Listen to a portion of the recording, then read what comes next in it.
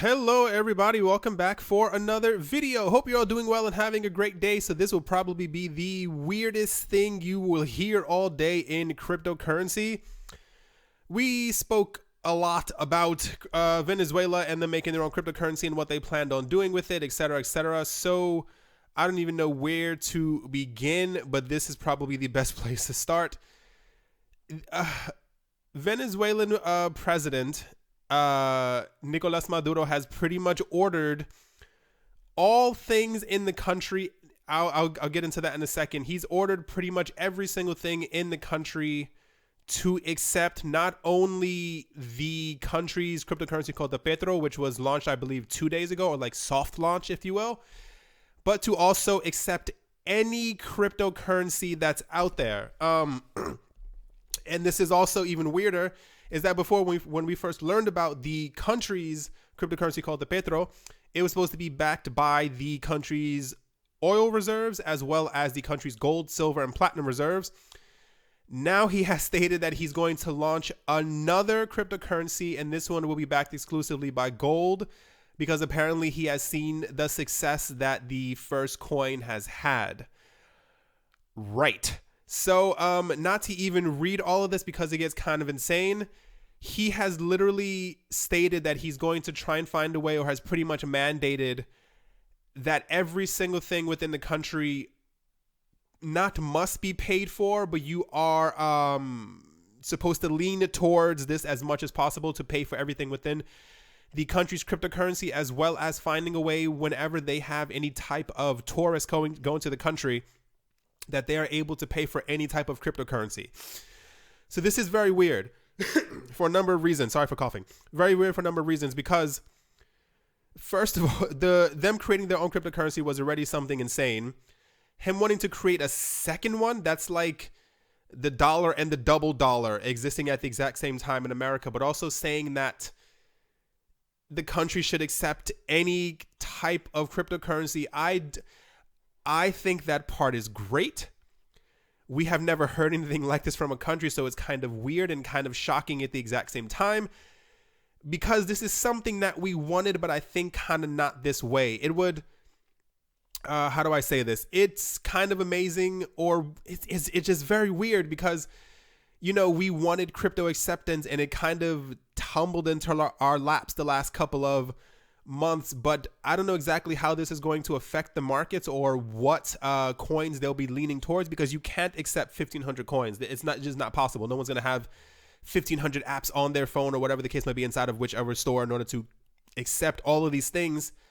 But it's looking kind of weird. We have news that they apparently met with, I think 3 countries the last couple of days when they saw the success that they had with their cryptocurrency. And I mean, it's just very odd, but let's see exactly how this plays out within the next couple of weeks. If they end up backtracking, if they end up doing the second coin or whatever happens.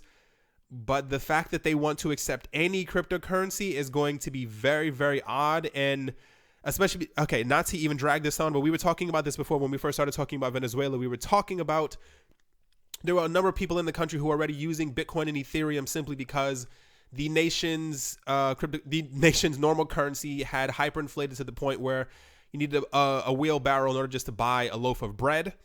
So what happens when Bitcoin and Ethereum and maybe other coins are also accepted within the country? Like, would that actually have any type of impact on the price, as people are now encouraged to use these? It's just very, very, very, very interesting, the entire thing that's been going on.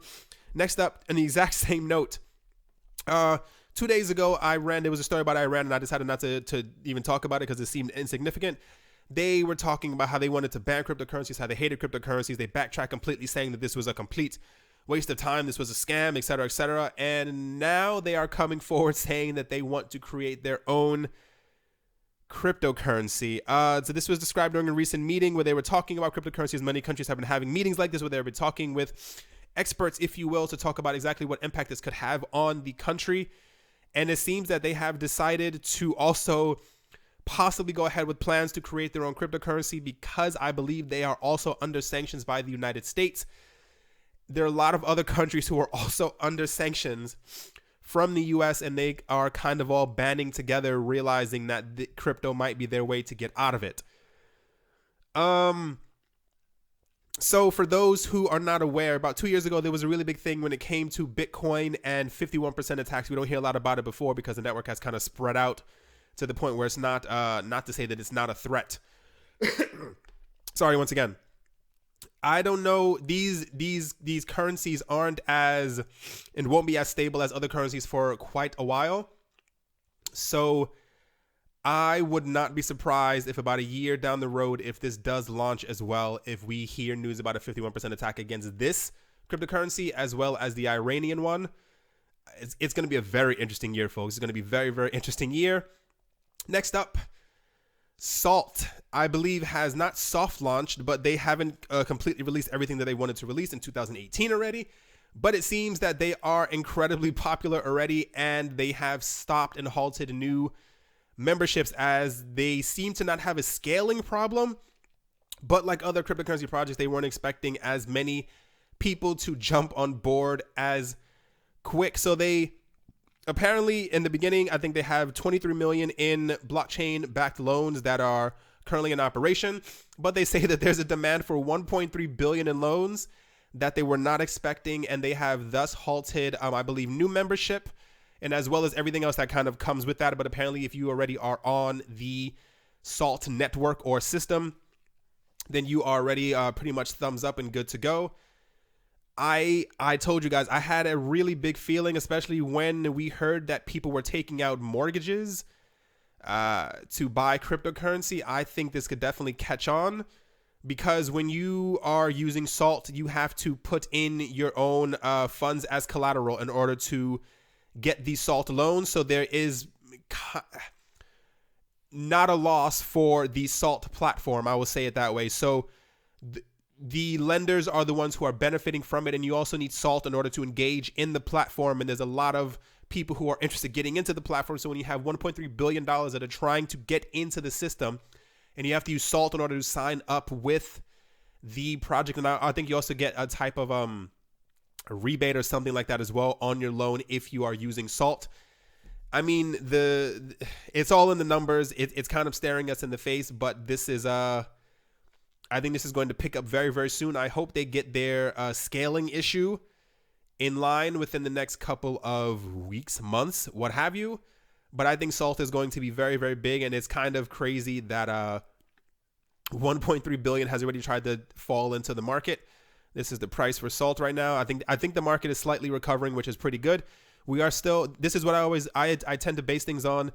If this was the initial hype period that we had before anything really got going, and we hit around $16, $17, and this is where we currently are before things have kind of gotten going, this is what I kind of base my figures on, not to get too much into like my numbers thing, but at some point we will definitely hit this number again, and it will only go higher. So if you are only looking to make not minimal returns, but there's a potential to make 4 times what you currently put inside of Salt, not to linger on Salt too much. But yeah, they haven't even really gone forward with everything that they need to do in Q2 and Q3 yet, and I think Salt by the end of the year will be definitely one of the larger coins to pay attention to. Very excited for them.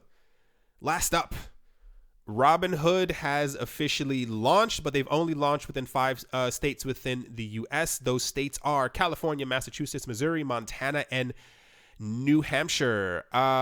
So I sent them an email, and I was asking them pretty much when would they be spreading out to the rest of the US, and I think they're also planning on going to the UK and Australia as well. Not 100% on that, but they said that they're trying to do this as quick as possible, as they keep receiving tons of emails with people asking them as well. For this, they've also been bombarded by tons of people asking them to add other coins onto their platform. They said that they plan on doing this or releasing this at a slow pace. But I think as time goes on, I think more of these things will slowly pick up, because I think Coinbase could be losing their dominance in the marketplace, as a lot of people haven't been too happy with them in the last couple of months, because they are just not responding to people as far as people needing help or whatever the case might be. And the fact that they only, I think 4 coins on their platform is still kind of weird. I get that Robinhood just launched and they only have Bitcoin and Ethereum, but they've literally said that they plan on adding about 15 other coins sometime during 2018. Coinbase will not be able to keep up if they continue keeping their only 4 coins on their platform.